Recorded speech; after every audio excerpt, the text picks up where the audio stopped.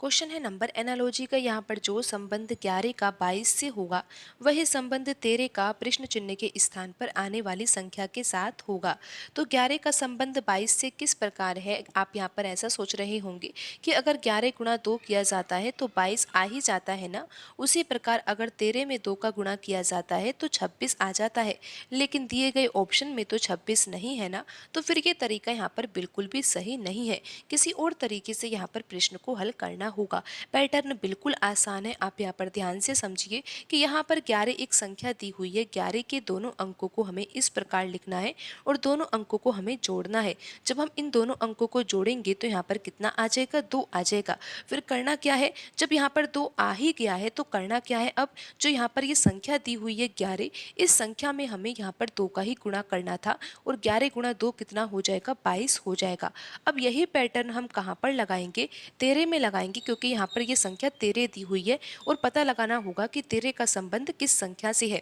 तो 13 के दोनों अंकों को इस प्रकार लिखकर हमें इन दोनों अंकों को जोड़ना है। तो यहाँ पर कितना आ जाएगा, 4 आ जाएगा। उसके बाद क्या करना है, जैसा कि आपने देखा कि यहाँ पर 2 आया था तो हमने क्या किया था, जो यहाँ पर संख्या थी 11 उसमें 2 का गुणा किया था। तो यहाँ पर अगर योगफल 4 आया है और यहाँ पर संख्या 13 दी हुई है तो हमें 13 में 4 का गुणा करना होगा। 13 गुणा 4 करने पर कितना आ जाएगा, 52 आ जाएगा। तो यहाँ पर आप देख सकते हो कि प्रश्न चिन्ह के स्थान पर कौन सी संख्या आएगी, 52 आएगी और यहाँ पर ऑप्शन डी में लिखा हुआ है 52। तो यही सही आंसर होगा। क्वेश्चन है कोडिंग डिकोडिंग का। यहाँ पर प्रश्न में दिया हुआ है कि 22 प्लस 4 बराबर 24, 13 प्लस 6 बराबर 16, 80 प्लस 2 बराबर 82 और 67 प्लस 9 बराबर क्या होगा, ये पूछा गया है। तो आप यहाँ पर देखिए कि अगर हम 80 में 2 जोड़ते हैं तो 82 आ ही जाता है, ये तो बिल्कुल सही है। लेकिन फिर ये समझ में नहीं आता कि 13 प्लस 6 करने पर तो 19 आता है, लेकिन यहाँ पर 16 क्यों लिखा हुआ है। और यहाँ पर 22 प्लस 4 करने पर तो 26 आता है, लेकिन यहाँ पर 24 कैसे लिखा हुआ है। तो यहाँ पर निश्चित रूप से कोई दूसरा पैटर्न लग रहा है। यहाँ पर आपने देखा कि 80 प्लस 2 करने पर तो 82 आ रहा है, लेकिन फिर 13 प्लस 6 करने पर तो 19 आना चाहिए था, यहाँ पर 16 लिखा हुआ है। तो यहाँ पर हमें इस प्रश्न को किसी और पैटर्न से हल करना होगा। तो आप यहाँ पर देखिए कि 22 प्लस 4 बराबर 24 कैसे हो सकता है। बहुत ही आसान पैटर्न है। आप देखिए कि यहाँ पर 22 जो है वो 2 अंकों की संख्या है। आपको यहाँ पर पहला अंक ही लेना है। पहला अंक क्या है, 2, और यहाँ पर ले लेना है आपको 4 को, और 2 और 4 से एक संख्या बनेगी, वो संख्या होगी 24। इस तरह से यहाँ पर 24 लिखा हुआ है। फिर आप देखिए 13 प्लस 6 बराबर 16 है। तो यहाँ पर 13 का आपको पहला अंक लेना है जो कि क्या है, 1 है, और यहाँ पर आपको 6 को लेना है। तो यहाँ पर ये संख्या बन रही है 16, इसीलिए यहाँ पर क्या लिखा हुआ है, 16 लिखा हुआ है।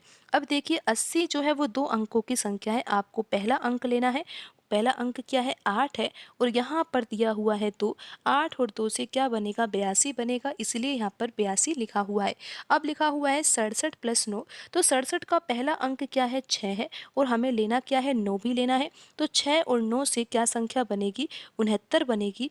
तो आप ये देख सकती हो कि यहाँ पर ऑप्शन बी में लिखी हुई संख्या 69 है। तो यही सही आंसर होगा। क्वेश्चन है नंबर एनालॉजी का। यहाँ पर जो संबंध 7 का 96 से होगा वही संबंध 8 का प्रश्न चिन्ह के स्थान पर आने वाली संख्या के साथ होगा। तो हमें सबसे पहले ये समझना है कि 7 का संबंध 96 से किस प्रकार है।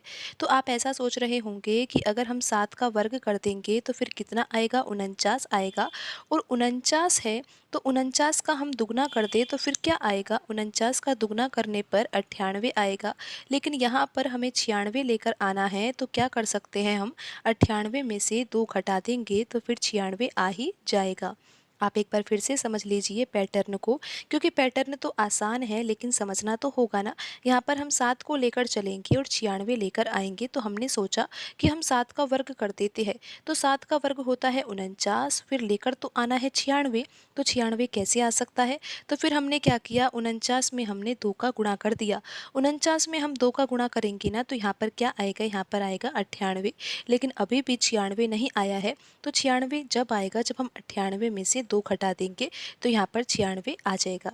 अब यही पैटर्न हमें किस में लगाना होगा, 8 में लगाना होगा और पता लगाना होगा कि प्रश्न चिन्ह के स्थान पर कौन सी संख्या आएगी। पैटर्न क्या है, हमें 8 लेकर चलना है और हमें करना क्या है, सबसे पहले 8 का वर्ग। तो 8 का वर्ग कितना होता है, 64 होता है। फिर उसके बाद हमें क्या करना है, जैसा कि आपने देखा कि यहाँ पर 7 का वर्ग 49 आया था, तो हमने 49 का दुगना किया था। तो यहाँ पर भी हमें 64 का तो क्या करना होगा, दुगना करना होगा। 64 का दुगना करेंगे तो फिर कितना आ जाएगा, 128 आ जाएगा। जब यहाँ पर 49 का दुगना करने पर 98 आया था, तो 96 लेकर आना था, इसीलिए 98 में से 2 घटाया था। तो यहाँ पर भी तो हमें वही पैटर्न लगाना है, 128 में से हमें 2 घटाना होगा, तो यहाँ पर आंसर आ जाएगा 126। लेकिन अब आप ये देखिए कि दिए गए ऑप्शन में 126 नहीं है, तो फिर ये तरीका तो यहाँ पर सही नहीं हो सकता। अगर यहाँ पर ऑप्शन में 126 होता ना, तो यहाँ पर 126 निश्चित रूप से सही आंसर होता, लेकिन यहाँ पर ऑप्शन में नहीं है, तो फिर हमें तरीके को ही चेंज करना होगा। तो यहाँ पर अब हम और कौन सा तरीका लगाए कि जिससे कि 7 से 96 आ जाए। तो एक तरीका ये भी हो सकता है कि आप यहाँ पर 7 का वर्ग तो कर ही रहे थे, पहले भी 7 का वर्ग किया था, तो यहाँ पर 49 आ गया था। अब आपको क्या करना है, 49 जो है ना वो 2 अंकों की संख्या है, आपको 49 के जो अंक है ना उनका स्थान बदल देना है और यहाँ पर नई संख्या बनानी है जो कि होगी 94। आप देख सकते हो कि 49 में जो 9 था ना वो इकाई के स्थान पर था, लेकिन हमने क्या किया, उसको दहाई के स्थान पर लिख दिया, और 4 जो कि यहाँ पर दहाई के स्थान पर था और इसको हमने लिख दिया इकाई के स्थान पर, और यहाँ पर जो संख्या बन गई है वो बन गई है 94। लेकिन अब हमें लेकर तो क्या आना है, 96 लेकर आना है। तो हम क्या करेंगे, 94 में 2 जोड़ देंगे, जिससे कि क्या आ जाएगा, 96 आ जाएगा। तो इस तरह से यहाँ पर 7 के द्वारा 96 आ सकता है। अब हम यही पैटर्न 8 में लगा कर देखते हैं। तो हमें सबसे पहले तो क्या करना है, 8 का वर्ग करना है। जैसा कि 7 का वर्ग किया, तो हम यहाँ पर 8 का वर्ग करेंगे। 8 का वर्ग कितना आएगा, 64 आएगा। अब 64 2 अंकों की संख्या है, दोनों अंकों का स्थान बदल देंगे तो संख्या बदल जाएगी और संख्या बन जाएगी 46। तो यहाँ पर अब क्या करना है, जैसे कि आपने देखा कि 49 के अंकों को जब हमने बदला था तो यहाँ पर अंकों का स्थान बदला था, तो यहाँ पर संख्या 94 बनी थी, लेकिन उसके बाद हमने 94 में 2 भी जोड़ा था। तो यहाँ पर आप देखिए नई संख्या 46 बनी है, तो 46 में हमें 2 जोड़ना होगा, जिससे कि यहाँ पर आंसर आ जाएगा 48। और आप ये देख सकते हो कि ऑप्शन डी में लिखा हुआ है 48, तो यही सही आंसर होगा। क्वेश्चन है नंबर सीरीज का। यहाँ पर प्रश्न में नंबर सीरीज दी हुई है, हमें पता लगाना है कि नंबर सीरीज में प्रश्नवाचक चिन्ह के स्थान पर कौन सी संख्या आएगी। तो हमें इस सीरीज में जो पैटर्न लग रहा है उस पैटर्न को समझना होगा। आप देखिए 69 लिखा हुआ है, 69 के बाद अगली संख्या 55 है। तो हम सबसे पहले तो यहाँ पर डिफरेंस ही देखते हैं कि डिफरेंस कितना है इन दोनों नंबर्स के बीच में। तो 69 में से अगर हम 55 घटाएंगे तो यहाँ पर जो डिफरेंस आएगा ना वो कितने का आएगा, 14 का आएगा। फिर आप देखिए 55 के बाद 26 लिखा हुआ है, तो अगर 55 में से आप 26 घटाओगे तो यहाँ पर डिफरेंस कितने का आएगा, ये तो आपको पता है कि यहाँ पर डिफरेंस 29 का आएगा। फिर आप देखिए कि 26 के बाद अगली संख्या 13 है, तो यहाँ पर डिफरेंस 13 का होगा। और फिर अब हमें तो पता ही लगाना है कि यहाँ पर अगली संख्या क्या होगी। तो यहाँ पर जो हमने डिफरेंस लिखा है, क्या आप उससे कुछ पैटर्न समझ पा रहे हो। अब आप देखिए कि यहाँ पर 14 है, फिर 29 है, फिर 13 है, यहाँ तो कोई भी पैटर्न समझ में आ नहीं रहा। तो इस तरीके से हमें प्रश्न हल नहीं करना है, हमें दूसरे तरीके से प्रश्न को हल करना होगा। तो आप यहाँ पर देखिए कि 69 लिखा हुआ है ना, और 69 जो है वो 2 अंकों की संख्या है, इतना तो समझ में आ रहा है। तो फिर करना क्या है, 69 के दोनों अंकों को इस प्रकार लिख देना है और दोनों अंकों का हमें गुणा करना है। जब 6 का गुणा 9 से किया जाएगा तो फिर 54 आ ही जाएगा। फिर आप देखिए जब 54 आ गया है तो 54 से 55 तो आ ही सकता है ना। 69 के बाद अगली संख्या 55 है ना, हमारा 69 से क्या आया, 54 आया, और 54 से हमें अब 55 लेकर आना है। तो 54 में हम 1 जोड़ देंगे, 54 में 1 जोड़ देंगे तो 55 आ ही जाएगा। अब आप देखिए 55 तो आ ही गया है, लेकिन उसके बाद अब आप ये देखिए कि 55 से हम 26 कैसे लेकर आ सकते हैं। 55 के दोनों अंकों का ही तो यूज़ करना है हमें, जैसे कि 69 के दोनों अंकों का यूज़ किया। 55 के दोनों अंकों का यूज़ हम किस तरह से करेंगे, हमें दोनों अंकों का गुणा करना है। जब 5 का गुणा 5 से किया जाएगा तो 25 आएगा ना। फिर 25 में क्या करना होगा, हमें 1 जोड़ना होगा। 25 में 1 जोड़ेंगे तो तो 26 आ जाएगा। आप देख लीजिए कि यहाँ पर अगला नंबर 26 ही है। अब 26 से हमें 13 लेकर आना है, तो पैटर्न तो हम यही लगाने वाले हैं। हमें करना क्या है, 26 के दोनों अंकों का हमें गुणा करना है। 2 का गुणा 6 से किया जाएगा तो कितना आएगा, 12 आएगा। और फिर 12 में जब आप 1 जोड़ोगे ना तो फिर कितना आ जाएगा, 13 आ जाएगा। आप ये देख सकते हो कि 26 के बाद अगली संख्या 13 है। अब 13 में भी यही पैटर्न लगा देते हैं और पता लगा लेते हैं कि प्रश्न चिन्ह के स्थान पर कौन सी संख्या आएगी। 13 के दोनों अंकों का हमें क्या करना है, गुणा करना है। कितना आएगा, यहाँ पर गुणनफल 3 आएगा। उसके बाद हमें करना क्या है, 3 में 1 भी जोड़ना है। 3 में 1 जोड़ेंगे तो कितना आ जाएगा, 4 आ जाएगा। तो यहाँ पर प्रश्न चिन्ह के स्थान पर कौन सी संख्या आएगी, 4 आएगी। ऑप्शन बी में लिखी हुई संख्या 4 है, तो यही सही आंसर होगा। आप एक बार फिर से समझ लीजिए कि यहाँ पर 69 लिखा हुआ था ना, 69 के दोनों अंकों का गुणा किया जाएगा, यानी कि 6 का गुणा 9 से किया जाएगा तो 54 आ जाएगा। फिर 54 में 1 जोड़ेंगे ना तो फिर कितना आ जाएगा, 55 आ जाएगा। 55 के दोनों अंकों का गुणा किया जाएगा, यानी कि 5 और 5 का गुणा किया जाएगा तो 25 आएगा। और 25 में 1 जोड़ने पर 26 आ जाएगा। 26 के दोनों अंकों का अगर गुणा किया जाएगा तो 12 आ जाएगा। और 12 में 1 जोड़ने पर 13 आ जाएगा। 13 के दोनों अंकों का गुणा किया जाएगा तो 3 आएगा।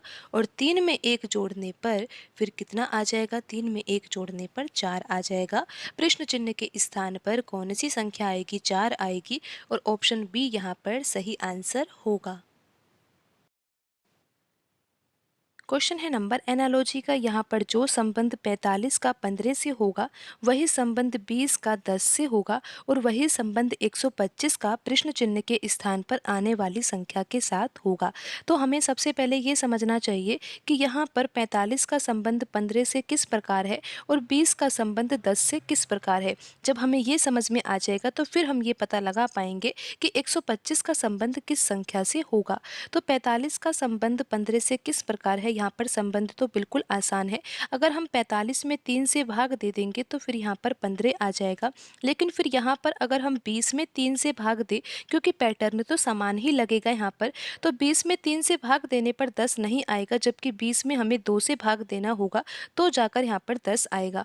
तो यहाँ पर ये तरीका तो लग नहीं रहा। यहाँ पर और किस तरीके से प्रश्न हल हो सकता है, आप यहाँ पर देखिए 45 लिखा हुआ है। अगर आप यहाँ पर 45 में 5 का गुणा करोगे तो आपको एक संख्या प्राप्त होगी और वो संख्या क्या होगी, 225 होगी। और आपको पता है ना कि यहाँ पर 15 लिखा हुआ है, तो 15 का वर्ग ही तो क्या होता है, 225 होता है। इस तरह से आपको यहाँ पर प्रश्न हल करना है। फिर आप देखिए यहाँ पर 20 लिखा हुआ है, तो 20 में तो आपको क्या करना है, 5 का गुणा करना है। 20 गुणा 5 कितना होगा, 100 होगा। अब आप यहाँ पर देखिए यहाँ पर 10 लिखा हुआ है, तो 10 का वर्ग ही तो किसके बराबर होता है, 100 के बराबर होता है। अब आप यहाँ पर देखिए 125 लिखा हुआ है, तो 125 में हमें 5 का गुणा करना होगा, तो यहाँ पर आ जाएगा 625। और आपको पता है कि जो 625 है वो किस संख्या का वर्ग है, 625 यहाँ पर 25 का वर्ग होगा। तो यहाँ पर प्रश्न चिन्ह के स्थान पर कौन सी संख्या आएगी, 25 आएगी। और ऑप्शन सी यहाँ पर सही आंसर होगा।